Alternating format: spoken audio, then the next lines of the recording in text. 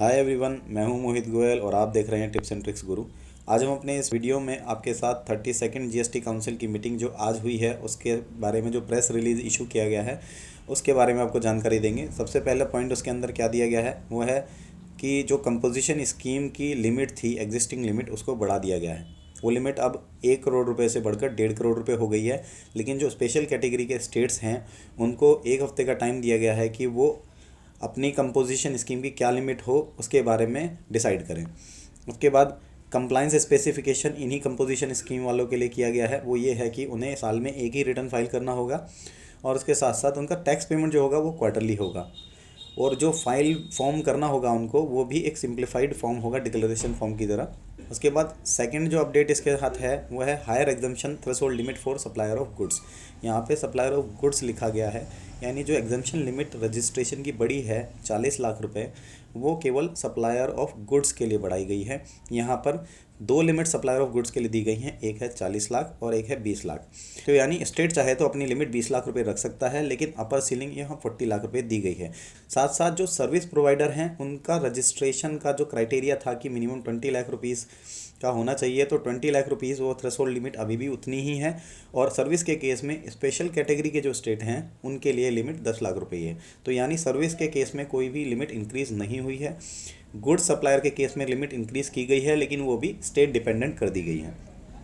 तीसरा पॉइंट है कि कंपोजिशन स्कीम जो है वो सर्विस प्रोवाइडर्स के लिए भी लाई गई है। इसमें सर्विस प्रोवाइडर के लिए अभी तक कोई कंपोजिशन स्कीम का बेनिफिट नहीं मिल सकता था, तो ये सर्विस प्रोवाइडर भी कंपोजिशन स्कीम ले सकते हैं अगर उनका प्रीसीडिंग फाइनेंशियल ईयर में टर्नओवर 50 लाख रुपीज़ तक है। कंपोजिशन स्कीम में इनको 6% का टैक्स पे करना होगा।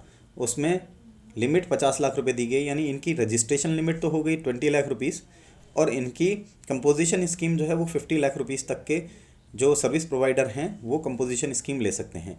इसमें इसको मिक्स सप्लायर को भी इसी में काउंट किया जाएगा, यानी जो मटेरियल और सर्विस दोनों देते हैं वो इसी कैटेगरी में फॉल करेंगे। 3.1 पॉइंट में बताया गया है कि जो स्कीम है ये कंपोजिशन स्कीम सर्विस वालों की, वो सर्विस वालों की स्कीम सर्विस प्रोवाइडर्स पे भी लगेगी और सर्विस और गुड्स दोनों प्रोवाइड करने वालों पे भी लगेगी। यानी जिन लोगों को पहले क्राइटेरिया फॉलो नहीं कर पा रहे थे, जिनको क्राइटेरिया नहीं मिल रहा था कंपोजिशन स्कीम का, वो अब इस स्कीम के अंदर आ सकते हैं। और उनका जो कंप्लाइंस रहेगा वो भी एनुअली 1 रिटर्न फाइल करेंगे और क्वार्टरली टैक्स का पेमेंट करेंगे। वो भी सिंप्लीफाइड फॉर्मेट रहेगा इसकी रिटर्न्स का। जो फोर्थ पॉइंट है इसमें इफेक्टिव डेट बताया गया है। जो ऊपर के 3 डिसीजन थे इनकी इफेक्टिव डेट रहेगी 1 अप्रैल 2019, यानी 2019 से ये सारे प्रोविज़न एप्लीकेबल हो जाएंगे। फिफ्थ पॉइंट में बताया गया है कि free accounting and billing software should be provided to small tax payer by GSTN. तो यहाँ पर एक सुविधा छोटे सर्विस प्रोवाइडर, छोटे सप्लायर्स को, जो बिजनेसमैन हैं, उनको बिलिंग सॉफ्टवेयर और अकाउंटिंग सॉफ्टवेयर अवेलेबल कराने के लिए रिकमेंडेशन दी गई है काउंसिल से। सिक्स्थ पॉइंट इसके अंदर है कि matters refer to group of minister, यानी कुछ मैटर्स ऐसे थे जिसके ऊपर डिसीजन नहीं हुआ और उनको एक ग्रुप ऑफ मिनिस्टर्स को फाइनल अपना प्रपोजल देने के लिए रेफ़र कर दिया गया है।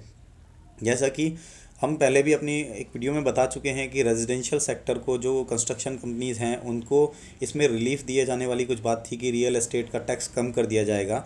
तो उसके लिए अभी फाइनल डिसीजन नहीं हुआ है, उसे इस मैटर को ग्रुप ऑफ मिनिस्टर को एग्जामिन करने के लिए दिया गया है और फाइनल वो ग्रुप ऑफ मिनिस्टर एक प्रपोजल देगा जीएसटी काउंसिल को, उसके बाद इस पर कोई निर्णय आएगा। एक ग्रुप ऑफ मिनिस्टर को एक और डिसीजन दिया गया है जो कि लॉटरी से रिलेटेड है, कि उनको एग्जामिन करना है कि टैक्स स्ट्रक्चर क्या होना चाहिए लॉटरी के लिए, और वो रिकमेंडेशन काउंसिल को देंगे, फिर इसके ऊपर डिसीजन होगा।